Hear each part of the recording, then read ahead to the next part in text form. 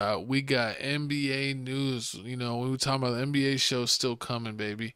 It's going to do it right after the NFL shows out of here. We got one more week of NFL, and then we're going to have a full-fledged NBA show. But we got the Mavs receiving Kyrie Irving and actually Markieff Morris as well. I know that's not on there, but they got one of the Morris twins. And the Nets get Dorian Finney-Smith, Spencer Dinwiddie, a 2029, so not even for a few years, first round pick, and a 2027 and 2029 second round pick, which you can always buy second round picks for cash all the time in drafts. Teams always just give them up for cash because they don't want to use that roster spot for a young player.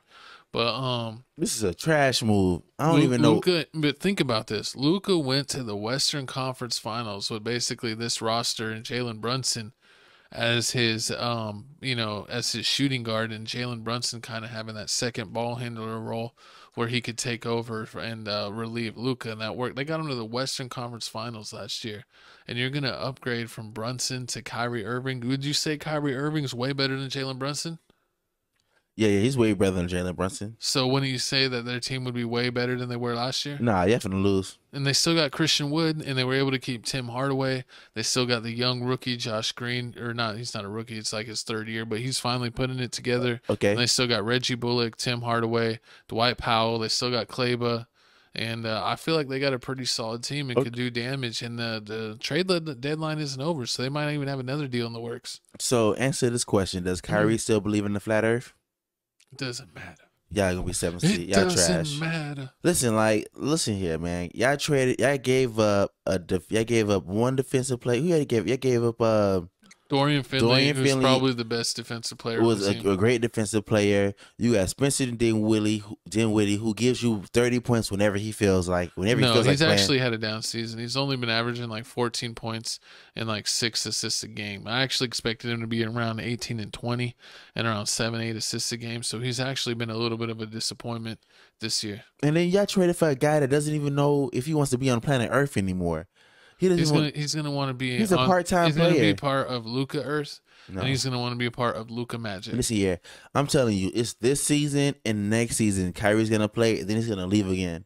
Y'all wasted draft picks on somebody that you're only gonna keep for 2 years. I'm just living off the tears of LeBron, and he said it just must be me on his Twitter because he's sad and he's tearing up. Did you see he wanted Kyrie back? Did you see the owner of the baby come back? Did you see the owner of the Nets said out loud that he didn't care where who he went to as long as it wasn't the Lakers? As long as it wasn't the Lakers. He just is being spiteful. Why does nobody like the Lakers?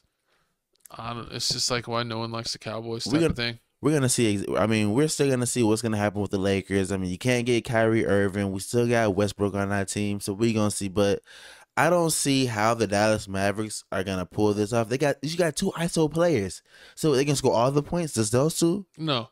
Basically, you start Luka and Kyrie together, and you have Luka be the main ball handler, and if they're trapping, then Kyrie gets the ball, and Kyrie can definitely break down the offense. And then what I would do is you sub out Kyrie early in the first quarter and let Luka play the whole first quarter, and then when Luka goes out, you bring Kyrie in, and he basically runs the second unit, gets a little break when Luka comes back, and then finishes the quarter right before in halftime. And you basically repeat that in the fourth quarter. I actually think it could be great. Like, they'll both start, but I think Kyrie will run a lot of the point with the second unit. And I think that could be great because they really need it. And in crunch moments in the fourth quarter, what do teams love to do? What is the book on to beat Dallas? Double team Luka and hope that their 3-point shooters are off that night so you can get the win. But now you're not going to be able to double team Luka with Kyrie on the team. Kyrie is either going to get the bucket himself or he could even break down the defense more and get guys like Tim Hardaway, Reggie Bullock, and Josh Green, Kleba, or Wood even more wide open looks. But now you got 2 people on your team that don't play defense. I mean, they still got Josh Green that plays defense. Reggie Bullock plays defense. Christian Wood plays defense. Maxi's going to come back. Maxi's pretty good at defense.